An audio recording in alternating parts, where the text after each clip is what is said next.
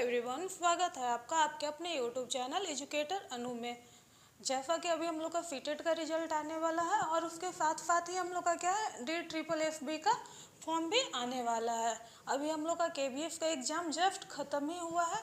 तो अगर आप लोगों ने KVS का एग्ज़ाम दिया है तो उसके साथ साथ अगर आप लोग DSSB का तैयारी करना चाहते हैं तो आपका आधा तैयारी KVS में पहले से ही हो चुका है। तो हम लोग बात करेंगे इसका एलिजिबिलिटी क्राइटेरिया क्या क्या है, इसका सिलेबस क्या है और इसमें कितने परसेंट है जो क्वालिफाई मार्क्स आने चाहिए। तो आज हम लोग टोटल इस पे डिस्कस करेंगे। तो सबसे पहले हम लोग बात क्या कर रहे हैं इसके एलिजिबिलिटी क्राइटेरिया का, वो भी किसके बारे में, PRT के बारे में। तो PRT में अगर हम लोग एग्जाम देना चाहते हैं तो सबसे पहले हम लोग का क्या होना चाहिए, 12th पास होने चाहिए और वो भी हम लोग का मिनिमम 50% मार्क्स 12th में आने चाहिए। और उसके साथ साथ हम लोग का क्या होना चाहिए, डिप्लोमा होना चाहिए या DLED होना चाहिए या BLED होना चाहिए या फिर BEd होना चाहिए। यानी कि हम लोग के पास क्या होना चाहिए, या तो डिप्लोमा का डिग्री होना चाहिए, नहीं तो DLED होना चाहिए, नहीं तो हम लोग का क्या होगा, एजुकेशन में हम लोग का बैचलर डिग्री होना चाहिए। और इस पर क्या है, सबसे BEd भी इसमें शामिल हो सकते हैं। जैसा कि हम लोग बात कर रहे हैं फीटेट पेपर 1 का, तो उसमें एलिजिबिलिटी क्राइटेरिया में फीटेट में जनरल वाले लोग का कितना नंबर आना चाहिए।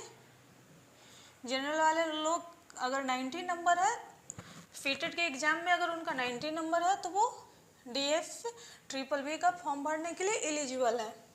वहीं उनका क्या है, OBC अगर दिल्ली के हैं यानी कि दिल्ली के निवासी हैं और OBC हैं तो उनका कितना मार्क्स चाहिए, 82। और अगर कोई अदर स्टेट के स्टूडेंट्स है अगर उनको फॉर्म भरना है तो क्या चाहिए, उनको 90 नंबर आने चाहिए। और अगर SC ST रहेंगे तो उनका कितना मार्क्स होना चाहिए, 82 मार्क्स होना चाहिए। तो अब हम लोग का बात कहाँ तक हो गया, इसमें PRT के लिए क्या क्या हम लोग को चाहिए, 12th पास आउट होना चाहिए, डिप्लोमा, DLED या फिर BEd का सर्टिफिकेट होना चाहिए। और फीटेट में हम लोग अगर जनरल कैटेगरी से है तो हम लोग को 90 नंबर आना चाहिए। और अगर OBC में है, वो भी दिल्ली के निवासी हैं तो 82 मार्क्स और SC ST को लिए 82 मार्क्स होने चाहिए। अब हम लोग बात करते हैं एज का। तो एज का बात रहा तो अगर जनरल कैटेगरी से बिलोंग करते हैं तो उनका मैक्सिमम एज कितना होना चाहिए, 30। यानी 30 से जिनका एज ऊपर हो गया वो इसके लिए एलिजिबल नहीं है। और वहीं पर अगर वो OBC या SC ST से बिलोंग कर रहे हैं, वो भी दिल्ली के अगर निवासी हैं तो कितना होना चाहिए, OBC में उनको 3 साल का और प्रेफरेंस मिलेगा और SC ST में कितने ईयर्स का, 5 ईयर्स का उनको प्रेफरेंस मिलेगा। यानी कि OBC अगर 33 ईयर्स के रहेंगे तब भी फॉर्म फिल कर सकते हैं और SC ST के 55 ईयर्स के रहेंगे तब भी इसके लिए एलिजिबल है। अब हम लोग आते हैं सिलेबस पर। हम लोग का क्या होता है, DSSB में 2 पेपर होते हैं। पेपर A में हम लोग का क्या होता है, जनरल नॉलेज पे हम लोग का क्या होता है, 20 मार्क्स होते हैं जनरल। यानी कि वहाँ पर क्या होगा, हम लोग का करंट अफेयर्स, जनरल नॉलेज ये सब मिला के क्या आएगा, 20 मार्क्स आएंगे। रीजनिंग से हम लोग का 20 मार्क्स आ जाते हैं। वहीं अर्थमेटिक एंड न्यूमेरिकल एबिलिटी से हम लोग का क्या आ जाएगा, 20 मार्क्स आ जाएंगे। और इंग्लिश से 20 मार्क्स एंड हिंदी से भी 20 मार्क्स। तो टोटल मिला के हम लोग का क्या हो जाएगा, 100 मार्क्स हो जाएंगे। और इसको अगर क्वालिफाई होना है पेपर 1 को तो हम लोगों को मिनिमम 40% मार्क्स हम लोग के आएंगे, तब भी हम लोग क्या होंगे, क्वालिफाई होंगे पार्ट A में।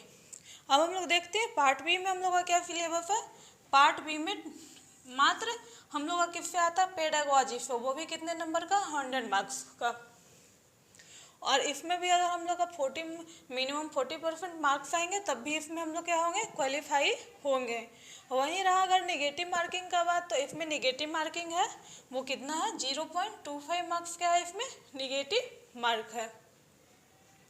तो आप लोग को DSSS का एलिजिबिलिटी क्राइटेरिया एज क्या होना चाहिए और उसके साथ साथ सिलेबस के बारे में भी आप लोग को समझ में आ गया होगा। तो आप लोग अभी से इसके तैयारी में लग जाइए, क्योंकि हम लोग का KVS के फॉर्म एग्ज़ाम में क्या देखे कि फॉर्म आया तुरंत 2 महीने बाद हम लोग का एग्ज़ाम हो गया, उसके लिए हम लोग को टाइम भी नहीं मिला। तो इसीलिए आप लोग अभी से ही DSSB के एग्ज़ाम के तैयारी में लग जाइए। तो मिलते हैं हम लोग नेक्स्ट वीडियो में, तब तक के लिए थैंक यू सो मच।